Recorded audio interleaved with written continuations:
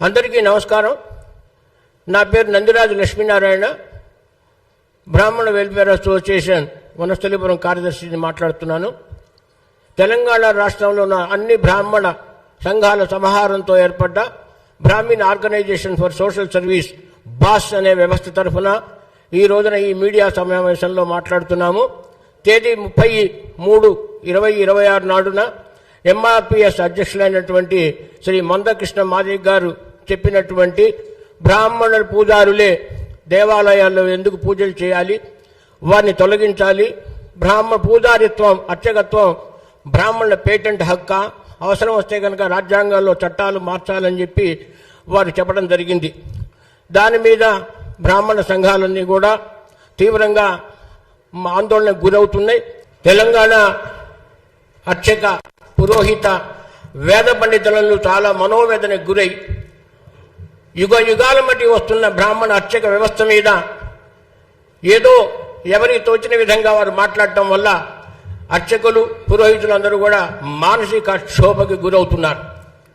ఏదో విధంగా బ్రాహ్మణుల మీద దాడులు చేయటం, బ్రాహ్మణ మంత్రోచ్చారణ మీద, వేషధారణ మీద, ఆహార్యం మీద, మంత్రార్థాల మీద కూడా చాలామంది విపరీతంగా ఈ మధ్య మాట్లాడి బ్రాహ్మణ సమాజాన్ని అవమానపరుస్తున్నారు, కించపరుస్తున్నారు.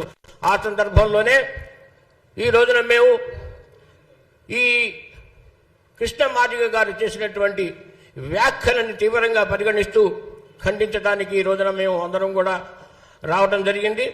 మా ఆవేదనని, మా ఆలోచనని, మా బాధని చెప్పుకోవడానికి మాత్రమే ఇక్కడికి వచ్చాము. మేము సర్వేజన సుఖినో భవంతు అనేటువంటి బ్రాహ్మణ వాక్యం పరిడి వెళ్ళాలని చెప్పి, వేదాలు నిలబడాలని, సాహితీ సంస్కృతులు నిలబడాలని, మన ఆచార వ్యవహారాలు నిలబడాలని చెప్పి ఉద్దేశంతో ఈ రోజున ఈ సమావేశానికి ఏర్పరచుకున్నాము.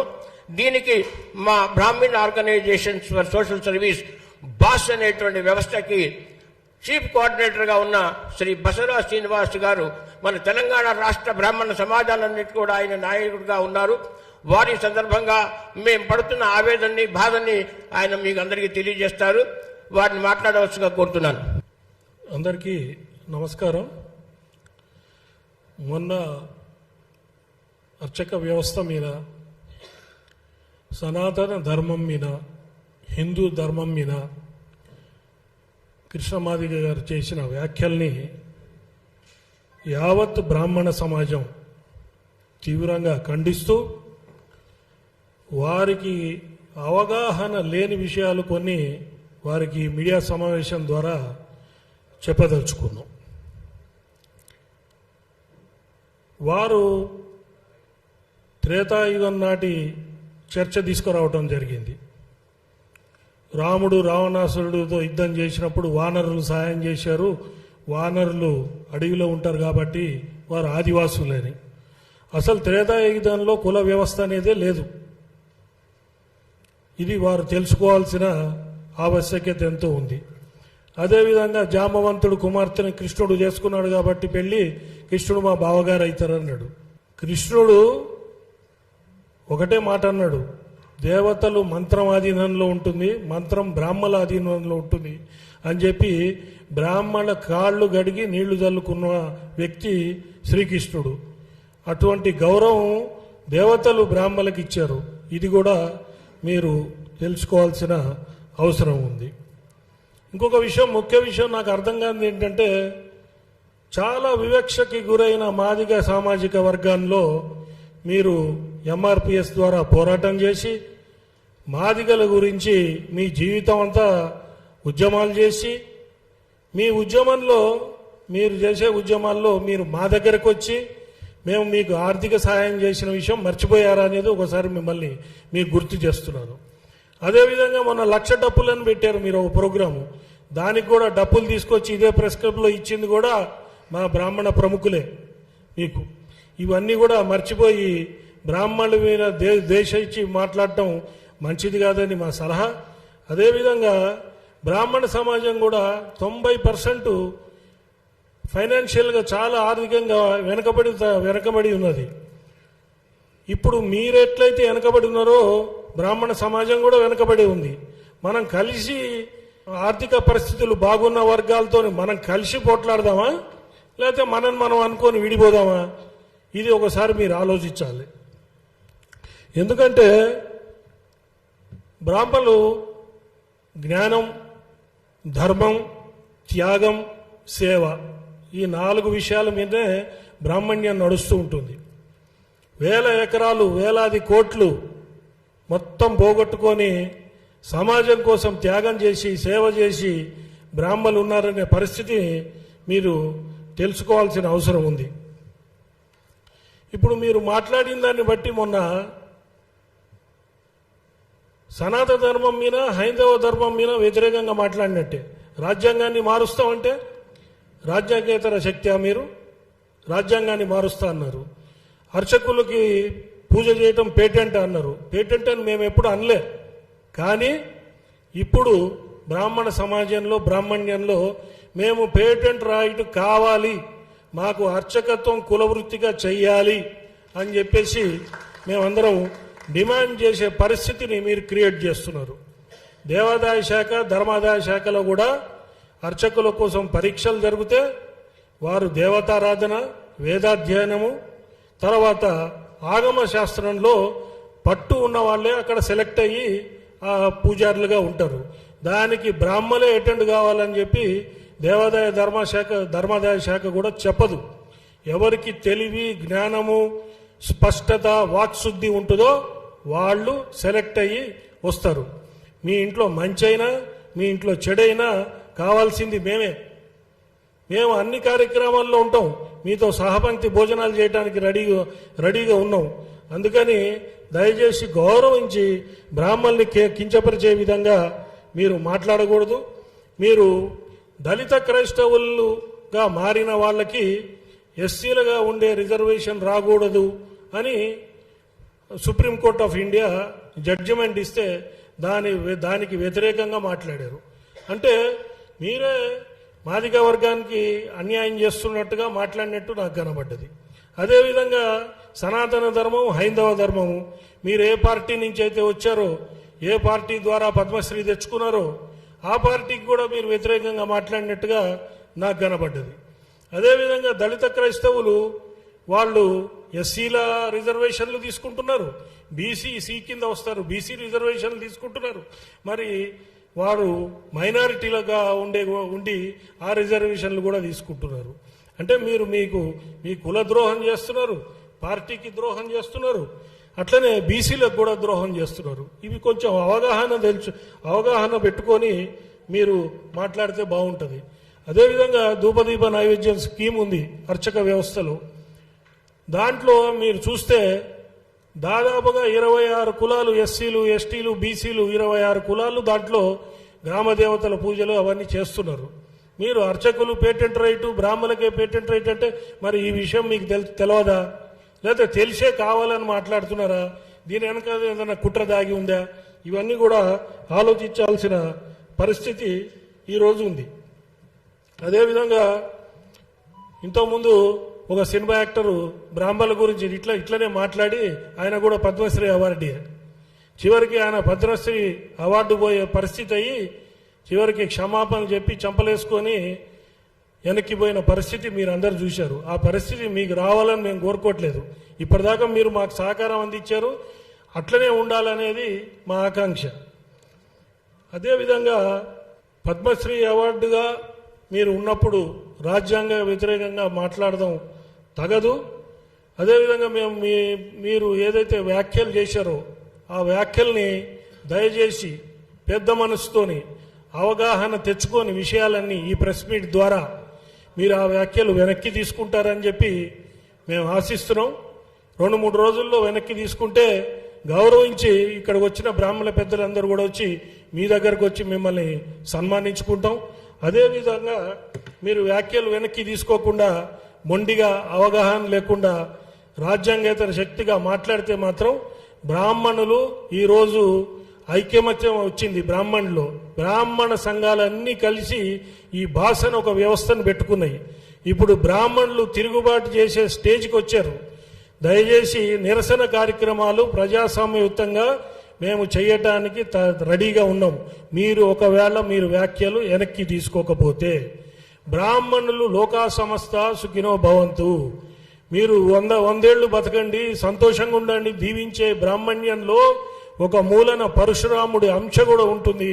ఆ అంశాన్ని బయటికి తీసుకొచ్చి మీ కులము దెబ్బతినుంది, మా కులం దెబ్బతినుంది, మనం పొట్లాడాల్సింది ఎవరితోని అది ఆలోచించుకొని దయచేసి ఈ వ్యాఖ్యలు వెనక్కి తీసుకుంటారని చెప్పి ఈ పత్రికా ముఖంగా నేను మిమ్మల్ని ఒక రకంగా రిక్వెస్ట్ చేస్తూ మీరు మా గౌరవాన్ని మీ గౌరవాన్ని నిలబెడతారని ఆశిస్తూ ముగిస్తున్నాను. జై హింద్. అందరికీ నమస్కారం. నా పేరు గొండ్యాల రాఘవేంద్ర శర్మ. పాలమూరు బ్రాహ్మణ సేవా సమితి ప్రతినిధిగా మరియు బాస్ ప్రతినిధిగా ఇక్కడ మాట్లాడుతూ ఉన్నాను. గత 3 రోజుల క్రితం పెద్దలు మందకృష్ణ మాదిగ గారు చేసినటువంటి వ్యాఖ్యలు బ్రాహ్మణ సమాజాన్నే కాదు హిందూ సమాజాన్ని కూడా తీవ్రంగా బాధించాయి. పెద్దలు ఇంతకుముందు చెప్పినట్టుగా మీరు అవగాహన లోపంతోనే ఇటువంటి మాటలు మాట్లాడారు. తప్పకుండా ఈ మాటలు మీరు వెనక్కి తీసుకోవాలని బ్రాహ్మణ సమాజం అంతా కూడా డిమాండ్ చేస్తూ ఉంది. దాంతోపాటుగా బ్రాహ్మణులే అర్చకులుగా ఉండాలా, బ్రాహ్మణులే పురోహితులుగా ఉండాలా, వీరికి ఇది పెటెంట్ హక్కా అన్నారు. సమాజంలో మీరు ఒక్కసారి తిరిగి చూస్తే, ఒక్కసారి మా పాలమూరుకి రండి. పాలమూరులో ఉన్నటువంటి సుప్రసిద్ధ క్షేత్రాలు మన్యంకొండ, బీచ్పల్లి, కురుమూర్తి, కందూరు ఇట్లాంటి అనేక క్షేత్రాల్లో బ్రాహ్మణేతరులే అర్చకులుగా ఉన్నారు. ఇది నేను చెప్పే మాటలు కాదుగా, చక్కగా మీకు గవర్నమెంట్ కూడా, మీకు ప్రభుత్వం కూడా మీకు ఆ తగినటువంటి సమాచారం ఇస్తుంది. దయచేసి ఇట్లాంటి మాటలు మాట్లాడేటప్పుడు దాంతోపాటుగా ఇంకొక మాట మీరు మాట్లాడారు. సనాతన ధర్మమే గొప్పదే అయితే ప్రపంచమంతా ఎందుకు వ్యాపించలేదు, క్రిస్టియన్ లాగా ముస్లిమ్స్ లాగా ఎందుకు వ్యాపించలేదు అని మీరు ప్రశ్నించారు. ఎస్, సనాతన ధర్మం గొప్పది కాబట్టే వ్యాపించలేదు. మేము మదర్ తెరిసా లాగా నేను సేవ చేస్తానని వచ్చి లక్షలాది మందిని మేము మతాంతీకరణ చేసుకోలేదు. మేము ఇతర మతాల్లాగా బెదిరించో ఇంకో రకంగా చేసో మనం చూసాం. వెనకటి నుంచి ఎంతో మంది తురస్క రాజులు బ్రాహ్మణ జాతిని నిర్వీర్యం చెయ్యాలి అని ఇప్పటికీ మేవాడ్ లాంటి ప్రాంతంలో బ్రాహ్మణులు ఊచకోత కోస్తే ఇప్పటికీ అక్కడ మేవాడ్ ప్రాంతంలో దీపావళి జరుపుకోరు. కాశ్మీర్ పండితుల సంగతి ఏంటి? ఇట్లాంటి అనేకమైనటువంటి బ్రాహ్మణ సమాజం దేశం కొరకు ధర్మం కొరకు ఎంతో త్యాగం చేసింది. ఒక్కసారి మీరు స్వతంత్ర ఉద్యమాన్ని గమనిస్తే చాలు, బాలగంగాధర్ తిలక్ ఇట్లాంటి వ్యక్తులు చాలా మంది అనేకమైనటువంటి విషయాల్లో ఉద్యమాలు చేశారు, వితంతు ఉద్యమాలు చేశారు. దాంతోపాటుగా సతీ సహగమనం నుంచి ఉద్యమం, అంటే ప్రపంచంలో కానీ దేశంలో కానీ ఎక్కడైనా కూడా ఇది వ్యతిరేకమైనటువంటిది, ఇది కరెక్ట్ కాదు అని అనిపిస్తే దానికి తగ్గట్టుగా వ్యతిరేకంగా దానికి బ్రాహ్మణులే పనిచేశారు. మీరు మావోయిస్ట్ ఉద్యమం చూసినా, ఇటు సిపిఐ లాంటి ఉద్యమాలు చూసినా, ఇటు ఏ రకంగా ఆధ్యాత్మిక విప్లవం చూసినా, నాస్తికము ఆస్తికము అన్ని రకాల విప్లవాల్లో బ్రాహ్మణులు ముందరగా ఉన్నారు. ఇది బాగా మీరు గమనించాలి. బ్రాహ్మణుడి త్యాగం వెలకట్టలేనటువంటిది. అద్భుతమైనటువంటి సేవ, దేశానికి సేవ చేసినటువంటి గొప్ప జాతి బ్రాహ్మణ జాతి.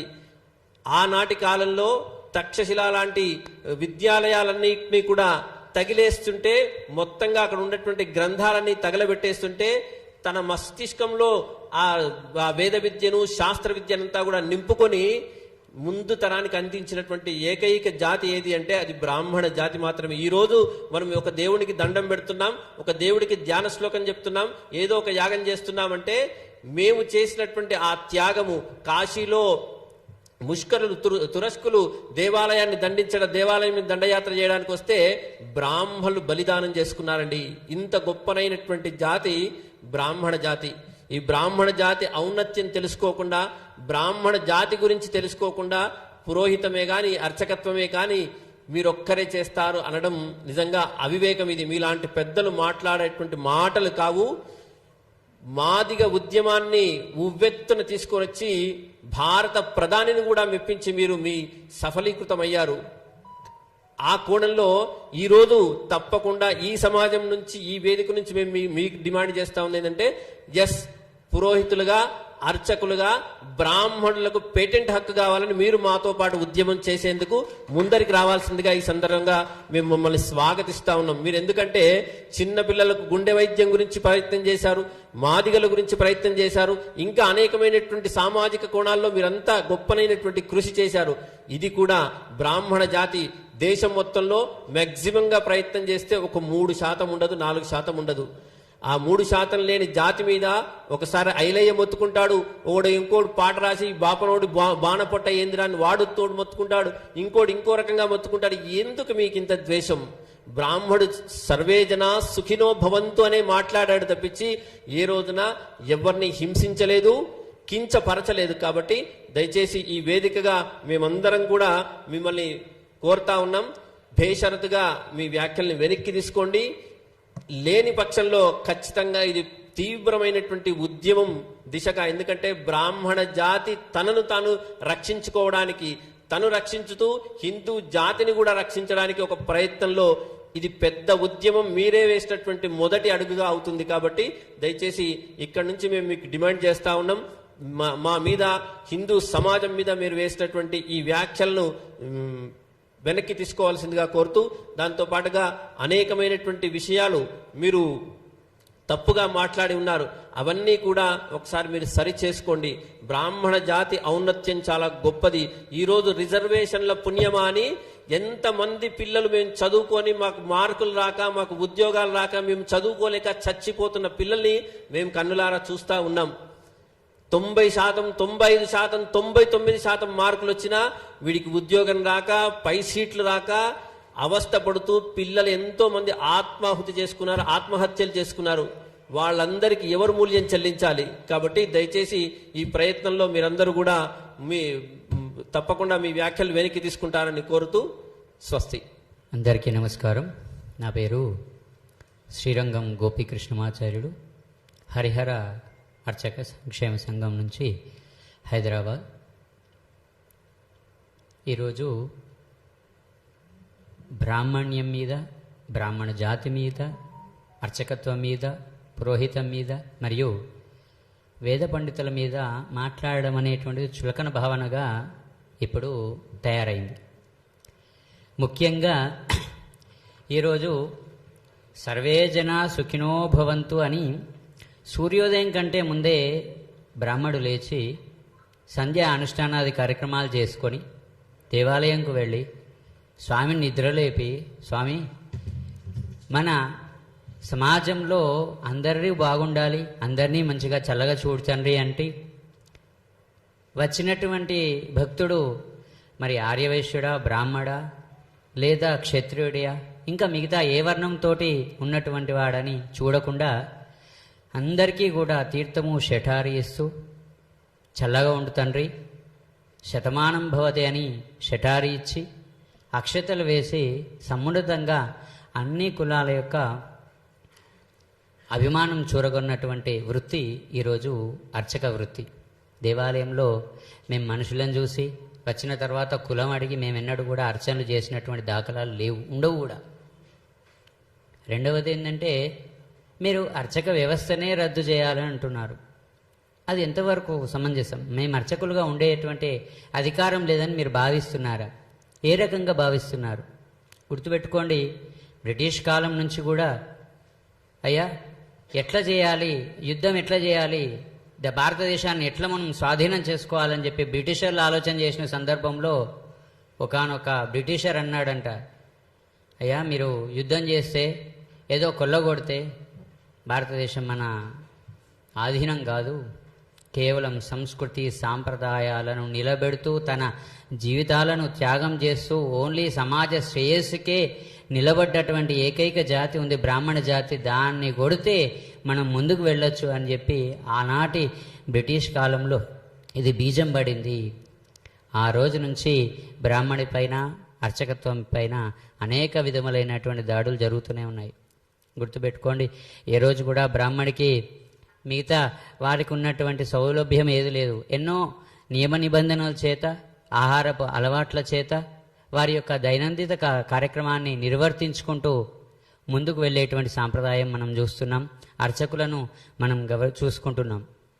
గుర్తుపెట్టుకోండి, ఊళ్ళలో ఈ రోజు వరకు కూడా అన్ని కులాలతోటి ఒక గౌండ్లైనతోటి కూడా మేము మామాని సంబోధించిన సందర్భం, మిగతా వాళ్ళందరితోటి సమాజంతో మమేకమైనటువంటి సందర్భం ఉంది, కానీ ఎవరితోటి కాంట్రవర్సీ అయినటువంటి సందర్భం లేదు. దయచేసి ఈరోజు థ్యాంక్ యూ అయ్యా. మరి మా దగ్గర ఈ సమావేశం ద్వారా మేము మీడియా వారిని, అలాగే సమస్తమైన రాజకీయ నాయకుల్ని, భారత ప్రభుత్వాన్ని, అలాగే రాష్ట్ర ప్రభుత్వాన్ని ముందు ఒక డిమాండ్స్ పెడుతున్నాం. మా సమస్యలు మీకు అర్జెంటుగా పరిష్కరించాల్సిన అవసరం ఉందని చెప్పి మేము ప్రశ్నిస్తున్నాం. అర్చకత్వం, పౌరోహిత్యం, బ్రాహ్మణ కులవృత్తిగా అన్ని రాష్ట్ర ప్రభుత్వాలు, కేంద్ర ప్రభుత్వం వెంటనే ప్రకటించాలి. ఇది మా ప్రథమ డిమాండ్. అర్చకులుగా కొనసాగుతున్న బ్రాహ్మణేతరులు ఎవరున్నారో తెలంగాణ రాష్ట్రంలో కానీ ఇతర రాష్ట్రాల్లో కానీ వాళ్ళు పొందుతున్నటువంటి సర్టిఫికెట్ ద్వారా పొందుతున్న రిజర్వేషన్ విధానాన్ని తొలగించాలని కూడా మేమందరం డిమాండ్ చేస్తున్నాం. బ్రాహ్మణ రక్షణ కోసం వెంటనే ఎస్సీ అట్రాసిటీస్ కేసు ఏ విధంగా చట్టం ఉందో అదేవిధంగా మాకు కూడా చట్టం తీసుకొచ్చి బ్రాహ్మణ రక్షణ కల్పించాల్సిన బాధ్యత ప్రభుత్వం మీద ఉంది, కేంద్ర ప్రభుత్వం మీద కూడా ఉంది. అవసరం వస్తే చట్టాన్ని కృష్ణమాదికి చెప్పినట్టే కేంద్ర ప్రభుత్వం పార్లమెంట్లో బాగు చేసి అట్రాసిటీస్ బ్రాహ్మణులకు కూడా ఇవ్వాలని మేము డిమాండ్ చేస్తున్నాం. అన్ని రాజకీయ పార్టీలు వేరే విషయాల మీద బ్రహ్మాండంగా మాట్లాడతారు. ఈ రోజున వాళ్ళు ఎందుకు మాట్లాడలేదు? బ్రాహ్మణులు కూడా సమాజంలో భాగం కాదా? బ్రాహ్మణులు ఓటర్లు కాదా? అన్ని రాజకీయ పార్టీలు కూడా వెంటనే స్పందించి కృష్ణమాదేవి గారు చేసిన వ్యాఖ్యల్ని తీవ్రంగా నిరసించవలసిందిగా, ఖండించవలసిందిగా ఈ వేదిక నుంచి మేము కోరుతున్నాం. అలాగే సమాజంలో అసమానతలు సృష్టించి 70 ఏళ్లుగా ఈ రిజర్వేషన్ విధానాన్ని ఎన్నాళ్ళు కొనసాగిస్తారని మేము అడుగుతున్నాం. ఎన్నాళ్ళకి పేదవాళ్ళు, బిక్కివాళ్ళు ఇంకా పైకి వస్తారు. 70 ఏళ్లుగా రాజకీయాలు ఇస్తున్నప్పుడు డాక్టర్ అంబేద్కర్ 10 ఏళ్ళు చాలినటువంటిది ఇప్పుడు 70 ఏళ్ళు, 7 దశాబ్దాలు గడిచిపోయినా వాళ్ళు ఇంకా ప్రభుత్వానికి బీదవాళ్ళుగానే కనబడుతున్నారా? అట్టడుగు స్థాయిలో ఉన్న బ్రాహ్మణుల సంగతి ఏమిటి? మాకు రిజర్వేషన్ కావాలి. సమాజంలో అసమానతలు పోవాలంటే వెంటనే రిజర్వేషన్ విధానాన్ని తొలగించాలని కూడా మేము డిమాండ్ చేస్తున్నాం. ధన్యవాదాలు. ఈరోజు ప్రపంచంలో ఎక్కడ చూసినా భారతదేశం యొక్క పేరు లేకుండా లేదా మన అస్తిత్వం లేకుండా ప్రపంచంలో ఏ దేశం లేదని మనం గర్వంగా చెప్పుకోవచ్చు. ఎందుకనంటే ప్రతిదీ మన వేదాల నుంచే వచ్చింది. ఇది వేదభూమి, ఇది కర్మభూమి. ఈరోజు ఈ నాసా వీళ్ళు ఏ ప్రయోగాలు చేసినా ఒకప్పుడు ఇవన్నీ మన వేదాలలో ఇప్పుడు కూడా ఉన్నాయి. ఆ మధ్య ఒక సమస్య వస్తే మన శంకరాచార్యుల వారు పోయి అక్కడ ఉండే ఏంటంటే దాన్ని సరిదిద్దిన సంఘటన కూడా ఉన్నది. అంటే ఇవన్నీ మన వేదాలలో నిక్షిప్తమై ఉన్నది. కాలక్రమేణా మనం వాటికి కొంచెం దూరం కావటం, కేవలం ఒక వర్గం వారే దాన్ని ఇంకా కాపాడుతూ పోతున్నారు. కాబట్టి ఏమిటంటే దీని గురించి ప్రపంచంలో ఇంకా మన గౌరవం ఉన్నది. కాకపోతే మనం గౌరవించుకోవడం అన్నది కూడా నేర్చుకోవాలి. ఈరోజు ప్రపంచంలో చూడండి, ఒకటే మీ అందరికి ఒక చిన్న ఇప్పుడు విషయం చెప్తాను. ప్రపంచం మొత్తంలో ఎన్ని వారాలు ఉన్నాయండి? వారానికి ఎన్ని రోజులున్నాయి? 7 రోజులే కదా. ఆదివారము, ఆదిత్యుడు, మనం ఆదిత్యం ఉంటాం, సన్ అని ఇంగ్లీష్లో అన్నారు. మూన్, సోముడు అంటే చంద్రుడు. సోముడు, మంగళుడు, బుధుడు, గురువు, సాటర్న్, శని, ఇవన్నీ మీరు వింటున్నారు కదా. ప్రపంచంలో ఈ వారాలు తప్ప ఇంకేమైనా వారాలున్నాయా చెప్పండి? మరి ఎక్కడి నుంచి పోయింది? దానికి ఆద్యులు ఎవరు? మనం కాదా? మనం గర్వపడాలి. మనం గర్వపడాల్సిన అవసరం ఉన్నది. ఇప్పుడు ప్రపంచీకరణలో చాలా మార్పులు వస్తున్నాయి, తప్పులేదు. మనం కూడా ప్రపంచానికి పోటీకి ఎదగవలసిన అవసరం ఉన్నది. అంత మాత్రాన మన వారిని మనం అవమానించుకోవడం, కించపరచడం మంచిది కాదు. ప్రపంచవ్యాప్తంగా ఈరోజు బ్రాహ్మణులకి గౌరవం ఉంది. ఇతర రాష్ట్రాలలో కూడా దేవాలయాలు ఏర్పాటు చేసిండ్రు. అక్కడ అర్చకులు కూడా బ్రాహ్మలే ఉన్నారు. అక్కడ లేరా ప్రపంచంలో వేరే కులాల వారు? బ్రాహ్మడు అంటే కేవలం అర్చకుడు అని అంటే జీతం కొరకో దీని కొరకో కాదు. వాళ్ళు ఎంత కష్టపడితే 9వ సంవత్సరంలోనే అడుగు చేసుకొని ఆయన ఏమిటంటే వేదాధ్యయనం చేస్తాడు. వేదాధ్యయనం చేసి 12 సంవత్సరాలు కనీసం వాళ్ళు వేదాధ్యయనం చేసి తల్లిదండ్రులకు అన్ని సుఖాలకు దూరంగా ఉండి హస్త కష్టాలు బట్టి వేద విద్య నేర్చుకుంటారు. ఇవాళ మీకు పుస్తకాలలో దీంట్లో వాట్సాప్లో ఇవన్నిట్లలో వస్తున్నాయి. అప్పుడు ఇవన్నీ లేవు. కేవలం ఆ జ్ఞానవంత వారి యొక్క మేధాశక్తి మనస్సులో రికార్డ్ అయి ఉండేది. దాన్నే వాళ్ళు ఏమిటంటే తరతరాలుగా చెప్పుకుంటూ వస్తున్నారు. అందుకే ఇప్పుడు మీకు కొన్ని గ్రంథాలు కనబడుతున్నాయి. పూర్వకాలంలో ఇవన్నీ లేవు. స్తోత్రాలు కానీ పారాయణాలు కానీ ఇక్కడ మీకు కనబడేది కావు.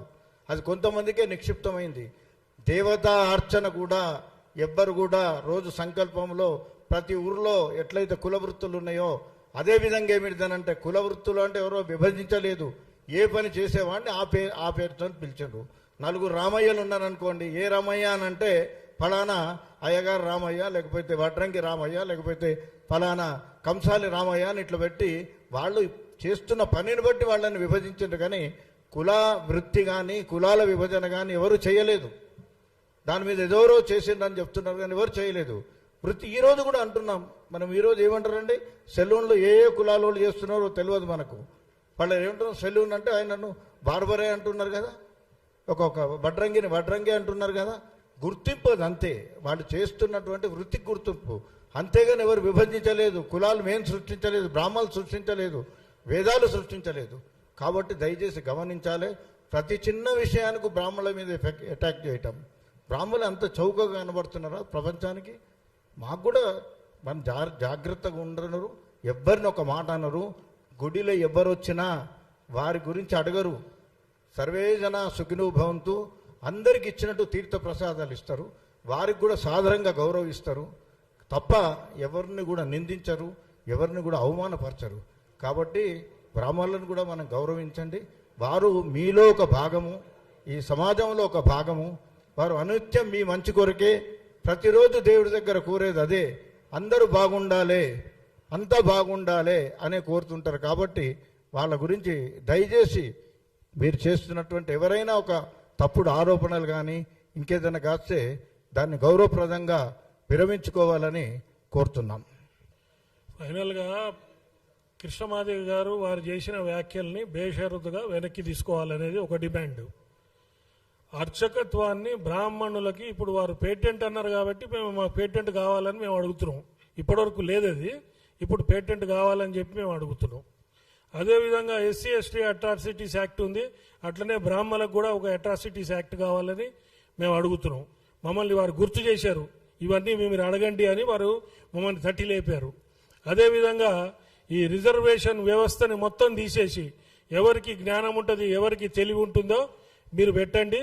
ఎకనామికలీ బ్యాక్వర్డ్ అనే ఒకటే ఒక రిజర్వేషన్ ఉండాలనేది కూడా మా అందరి డిమాండ్. Thank you. రిజర్వేషన్ వ్యవస్థే తీసేయాలని అంటున్నాం. అంబేద్కర్ గారు 10 ఏళ్ళు ఇచ్చారు, ఇప్పుడు 70 ఏళ్ళు అయింది. వ్యవస్థ తీసేసి ఎవరు కాంపిటీషన్లో ముందరుంటే వాళ్ళకి ఇవ్వండి, ఎకనామికలీ బ్యాక్వర్డ్కి కొంచెం రిజర్వేషన్ పెట్టండి అని అంటున్నాం. ఇప్పుడు వెనకబడిన దాంట్లో బ్రాహ్మణ జాతి ఎక్కువ ఉంది కాబట్టి మాకు కూడా రిజర్వేషన్లు కావాలని అంటున్నాం. ఎందుకన్నామంటే ఆ కంటెక్స్ట్ మీకు చెప్తాను నేను. ఇప్పుడు ధూపదీప నైవేద్యం స్కీము, అర్చకల స్కీమ్లో చాలామంది 26 కులాలు అర్చకత్వంలోకి వచ్చినాయి. వారు అక్కడ రిజర్వేషన్ ఫలాలు అనుభవిస్తున్నారు, ఇక్కడేమో పక్కన శర్మ శాస్త్రి అని పేర్లు పెట్టుకుంటున్నారు. మేమేమంటున్నాం అంటే మాకు కూడా ఆ రిజర్వేషన్ ఫలాలు ఇవ్వండి అని మేము అడుగుతున్నాం. లేదంటే వాళ్ళని కూడా ఓసీల్లో కన్వర్ట్ చేయండి అని చెప్పి మేము అడుగుతున్నాం.